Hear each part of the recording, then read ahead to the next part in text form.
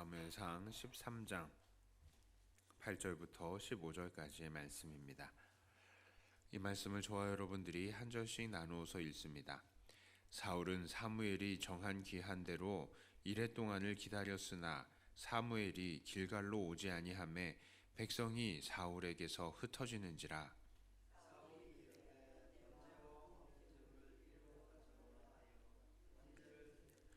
번제 드리기를 마치자 사무엘이 온지라. 사울이 나가 맞으며 문안하매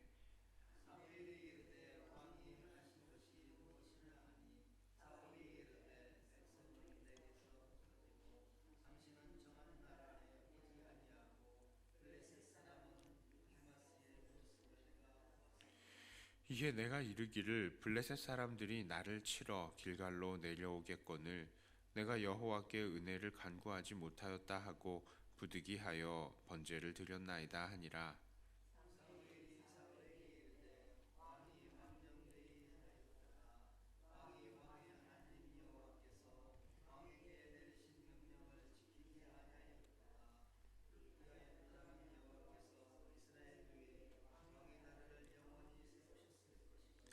지금은 왕의 나라가 길지 못할 것이라 여호와께서 왕에게 명령하신 바를 왕이 지키지 아니하였으므로 여호와께서 그의 마음에 맞는 사람을 구하여 여호와께서 그를 그의 백성의 지도자로 삼으셨느니라 하고 사무엘이 일어나 길갈에서 떠나 베냐민 기브아로 올라가니라. 사울이 자기와 함께한 백성의 수를 세어보니 600명 가량이라. 아멘. 오늘 사건은 사울이 왕이 된 지 2년째 되던 해의 일이었습니다. 그는 사람 3,000명을 모아서 블레셋 수비대를 쳤습니다. 그 소식을 듣고 이스라엘 백성들과 블레셋 사람들이 함께 모였는데 놀랍게도 블레셋의 군대는 3만 명의 기병이 6,000명이나 되었다라고 합니다. 그리고 게다가 다른 백성들은 해변에 모래처럼 많았다라고 말합니다. 본문에서 추후에 이스라엘 사람들의 모인 숫자가 얼마나 되는지 잘 나타나 있지는 않지만 분명히 수적인 열세, 이스라엘의 수적인 열세임은 분명해 보입니다. 게다가 지금 이스라엘 사람들은 지금까지 블레셋 사람들의 이 영향을 많이 받아와서 변변한 무기가 없었습니다. 철제 무기는 없었고 철로 된 것은 농기구뿐이었습니다. 그마저도 블레셋의 철공들의 도움을 받아야만 근근히 나를 벼릴 수 있었던 처지였습니다. 칼과 창은 사울과 그의 아들 요나단밖에 없었던 것입니다. 사울은 이런 상황에서 사무엘에게 도움을 요청했던 것 같습니다. 정확하게 기록이 되지 않았지만 사무엘은 7일간 기다리라 라고 말했다 합니다. 사울은 대치의 상황을 어찌어찌 버티고 나가면서 7일을 기다렸습니다. 그러나 약속한 사무엘은 오지 않는 것입니다. 그렇게 믿었던 사무엘도 오지 않으니 이스라엘 사람들은 안 그래도 도망간 사람들도 많은데 점점 더 도망가는 사람들이 많아지기 시작한 것입니다. 자, 사울은 결국 자기가 번제와 화목제를 드렸습니다. 그런데 그제서야 사무엘이 와서 사울을 나무랍니다. 사울에게 있어서는 억울하기도 하겠습니다. 사울은 이렇게 생각했을지도 몰라요. 조금만 일찍 와주면 안 됩니까? 무기도 없지, 맞서 싸울 사람들도 없지, 그마저도 모인 사람들은 자꾸 도망가지. 사무엘은 7일째 온다고 해놓고 백성들을 그렇게 안심시켰는데 안 오고 있으니 군인들이 다 도망가고 있는 걸 나더러 어떻게 하란 말입니까? 이렇게 말입니다. 하지만 죄는 무엇이고 어떻게 해도 죄라고 말할 수밖에 없는 것입니다. 사무엘은 사울에게 무엇이라고 말합니까? 13절과 14절에 이렇게 이야기합니다. 사무엘이 사울에게 이르되 왕이 망령되이 행하였도다. 왕이 왕의 하나님 여호와께서 왕에게 내린 명령을 지키지 아니하였도다. 그리하였더라면 여호와께서 이스라엘 위에 왕의 나라를 영원히 세우셨거늘. 지금은 왕의 나라가 길지 못할 것이라 여호와께서 왕에게 명령하신 바를 왕이 지키지 아니하였으므로 여호와께서 그의 마음에 맞는 사람을 구하여 여호와께서 그를 그의 백성의 지도자로 삼으셨느니라 하고, 자, 사울은 하나님의 명령을 지키지 않았다라고 말을 합니다. 자, 이 죄는 사울이 직접 제사를 지낸 것이 문제가 아닌 거예요.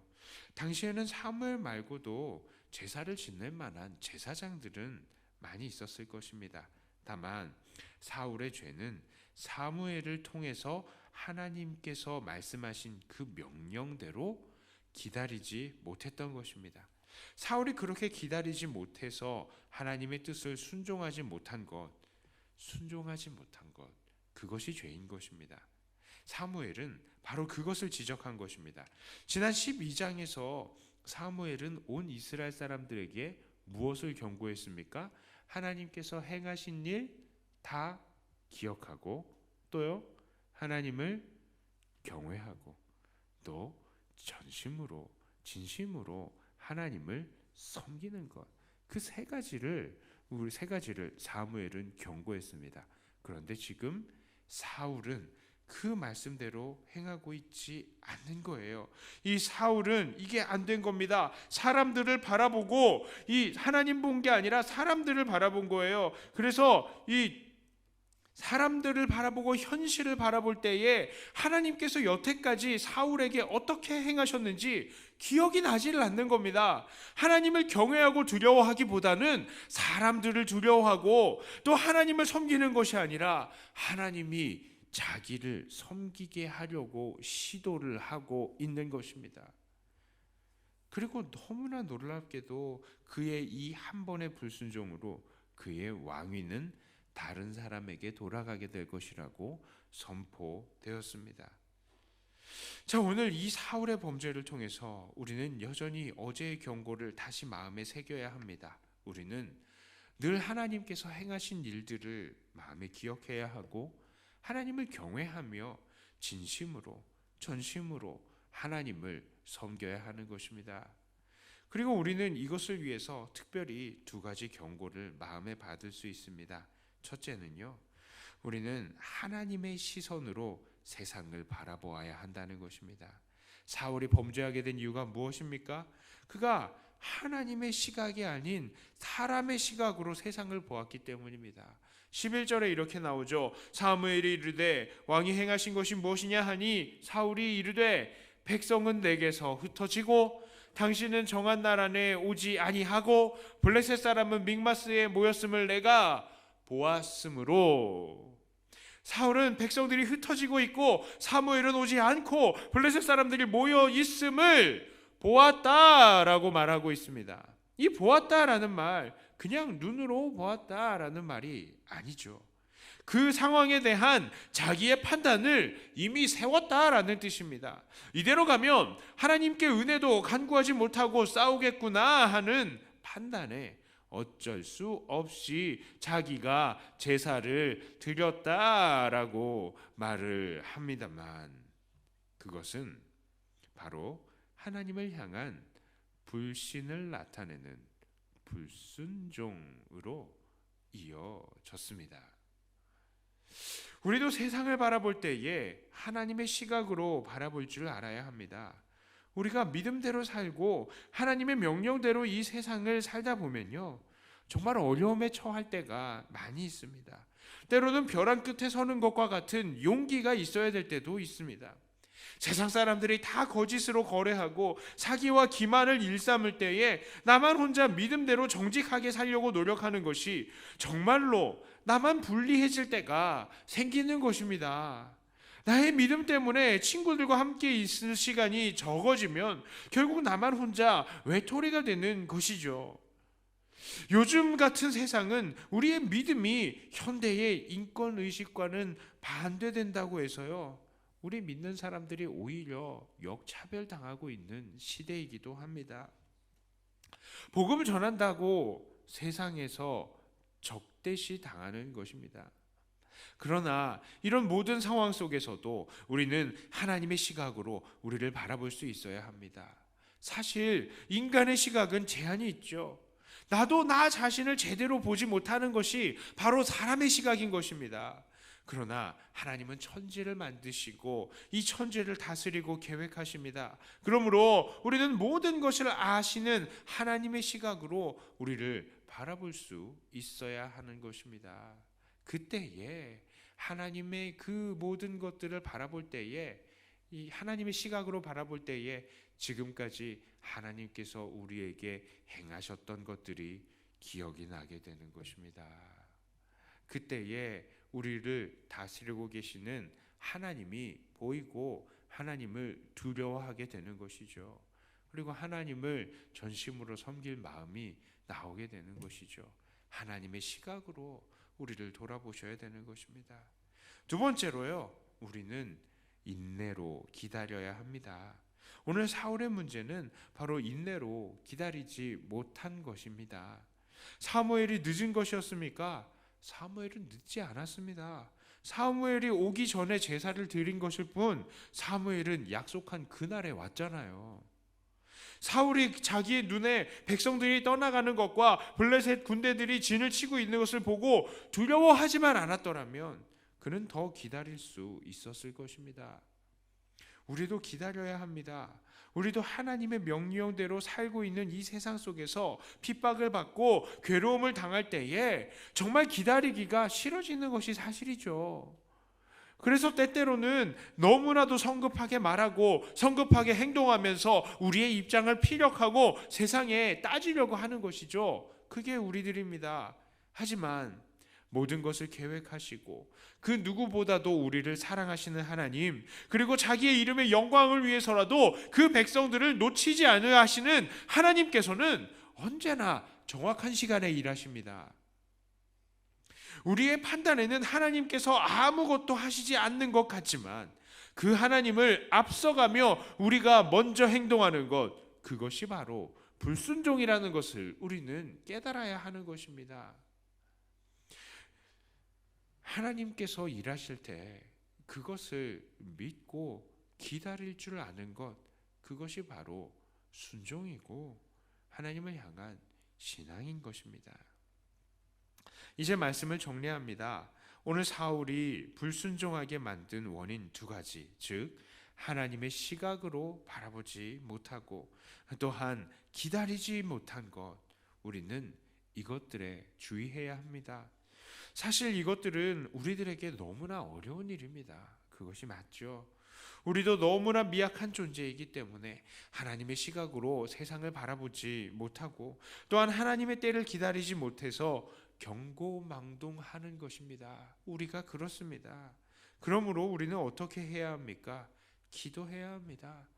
이 어떠한 고난과 급박한 환경 속에서도 더 잘 순종하기 위해서 하나님의 시각을 구하고 또한 하나님의 때를 구해야 하겠습니다. 이렇게 기도하며 하나님의 시각과 하나님의 때를 구하고 하나님의 응답으로 이 세상을 인내와 순종으로 살아가시는, 그리하여서 예수 안에서 우리에게 주어진 왕같은 제사장의 역할 잘 감당해 내셔서 하나님 늘 하셨던 일들을 기억하고 하나님을 경외하며 하나님을 전심으로 섬겨내는 저와 여러분들이 다 되시기를 주님의 이름으로 축복합니다. 기도합니다. 하나님 아버지, 우리는 너무나 연약한 존재들입니다. 그리하여서 우리 당장에 눈앞에 있는 것들에 우리의 마음이 흔들리고 자꾸 이랬다가 저랬다가 합니다. 하나님의 시각으로 바라볼 줄 모르고 내 시각으로 바라보며 인내하지 못하는 우리를 불쌍히 여겨 주시옵소서. 하나님, 늘 하나님께서 우리에게 행하셨던 것들 기억하고 하나님의 시각으로 우리를 바라볼 수 있게 하여 주시고, 또한 지금까지 하나님께서 그렇게 우리를 인도하셨던 것을 믿으며 하나님 안에서 안심하고 하나님의 그 행하심을 기다리는 우리가 되게 하여 주시옵소서. 우리의 부족한 믿음 불쌍히 여기시고 우리를 날마다 새롭게 하여 주시어서 정말 하나님께서 우리에게 주신 이 왕같은 제사장의 역할을 잘 감당해내는 우리가 되게 하여 주시고, 우리는 날마다 하나님께서 행하신 일들을 기억하고 하나님을 경외하며 하나님을 전심으로 섬기는 우리들만 다 되게 하여 주시옵소서. 하나님, 여기 기도 나오신 주님의 귀한 일꾼들 한 명 한 명 하나님께서 그 모든 마음의 소원, 기도의 제목들을 아십니다. 하나님께서 이들에게 이미 복을 더해 주시는 줄 믿습니다. 기도할 때마다 하나님께서 마음에 위로하여 주시옵시고, 하나님 흔들리지 않는 믿음, 하나님을 향한 이 소망이 꺾이지 않도록 하나님께서 은혜로 붙들어 주시옵소서. 우리 주변에 아직 믿지 않는 지체들이 있습니다. 하나님, 그들이 오히려 우리들의 대적이 될 때도 있습니다. 그들을 불쌍히 여기시고 이제는 그들이 마음을 열어서 하나님 안에서 함께 예배하는 믿음의 친구들 다 되도록 하나님께서 그 마음을 열어 주시옵소서. 주님, 오늘도 하나님께 맡겨드리며 우리 주 예수님 이름으로 간절히 기도드리옵나이다. 아멘.